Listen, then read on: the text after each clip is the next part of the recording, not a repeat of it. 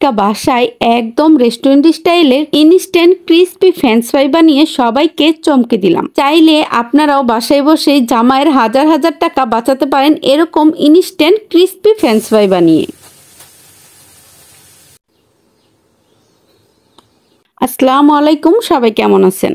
এই তো আমার মেয়ে হঠাৎ করে বায়না ধরছে সে কিছু একটা খাবে। আমি বললাম কি খাবে? সে বলল কিছু একটা বানিয়ে দাও আম্মু। তখন আমি বললাম যে ফ্রেঞ্চ ফ্রাই খাবে। সে এই কথা শুনে সে তো মহা খুশি, বললো হ্যাঁ। তো যাই হোক, যে বাবা সেই কাজ, তার জন্য কিন্তু ঝটপট আমি আলু নিয়ে নিলাম কয়েকটা, মানে 4টা আলু নিয়ে নিয়েছি। তো আলুগুলোর খোসা ছাড়িয়ে এই তো সুন্দর করে সাইজ করে কেটে নিচ্ছি। আপনারা আপনাদের সাইজ মতো কেটে নেবেন, যে কোনো সাইজে কাটতে পারেন। তো যাই হোক, আমি কিন্তু আমার মন মতো সাইজ করে কেটে নিচ্ছি। আপনারাও আপনাদের সাইজ মন মতো কেটে নিতে পারবেন। তবে এক সাইজের হলে ফ্রেঞ্চ ফ্রাই গুলো দেখতেও সুন্দর লাগে আর খেতেও ভালো লাগে। সুন্দর লাগলে সবকিছুই খেতে ভালো লাগে। তো সবগুলো আলু কাটতে গেলে অনেক বেশি টাইম লাগবে আর ভিডিওটা অনেক বেশি লং হয়ে যাবে। লং ভিডিও দেখতে আপনারা আবার বোর হয়ে যাবেন। তো যাই হোক, তার জন্য তুরি মেরে এক তুরিতে কেটে আসি। চলেন, এই তো ম্যাজিক, দেখেন সবগুলো কাটা শেষ। একদম সুন্দরভাবে কিন্তু কেটে নিয়েছি। এখন ভালোভাবে ঠান্ডা পানি দিয়ে ওয়াশ করে নিলাম। আলুগুলোকে ভালোভাবে ওয়াশ করে আমি হালকা একটু লবণ দিয়ে সুন্দর করে ভাপ দিয়ে নিলাম। মানে হালকা 1 থেকে 2 মিনিটের মতো ভাপ দিয়ে নিলাম। তো যাই হোক, এই তো ভাপ দেওয়া শেষ। এখন এটাকে ভালোভাবে ধুয়ে পানি ঝরিয়ে এই তো একটা বাটিতে নিয়ে নিলাম। নেওয়ার পরেই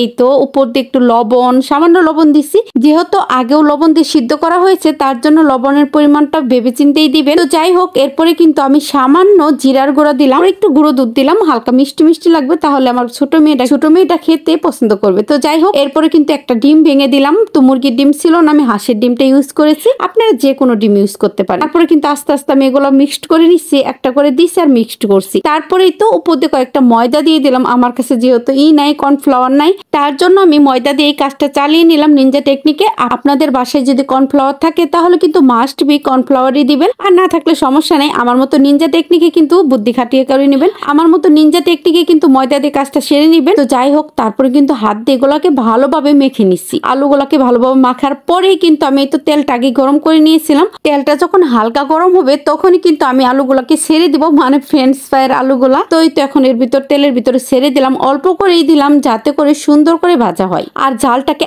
একদম মিডিয়াম টু লো আঁচে রাখতে হবে, না হলে দেখা যাবে জাল বাড়িয়ে দিলে উপরে পুড়ে গেছে আর ভিতরে কিন্তু একদম কাঁচা কাঁচা, মানে কেমন থাকবে দেখেন। এটা ভাজার পরে কিন্তু একদম ক্রিস্পি আর উপরে একদম মুচমুচে হবে। তো যাই হোক, এই তো দেখেন, শব্দ শুনেই বুঝতে পারবেন।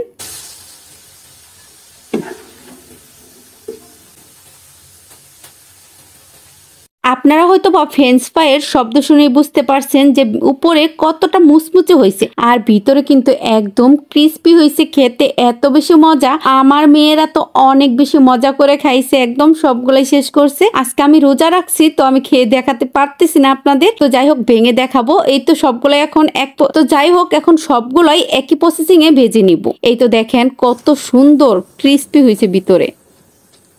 এই তো একটু ভেঙে দেখালাম। এই তো কিছুটা ভাজা শেষ। এই তো দেখেন অলমোস্ট কিন্তু ভাজা শেষ, আর কয়েকটা ভাজা বাকি আছে। তো এই তো একটু সস দিয়ে মেয়েদেরকে এখন দিব। আর ফ্রেঞ্চ ফ্রাই গুলো খাবার জন্য মেয়েরা তো অনেক বেশি এক্সাইটেড হয়ে আসছিল। তো যাই হোক, ভিডিওটি ভালো লাগলে একটা শেয়ার দিয়ে আপনাদের টাইমলাইনে রাখতে পারেন। আজকের মতো এখানেই বিদায় নিচ্ছি।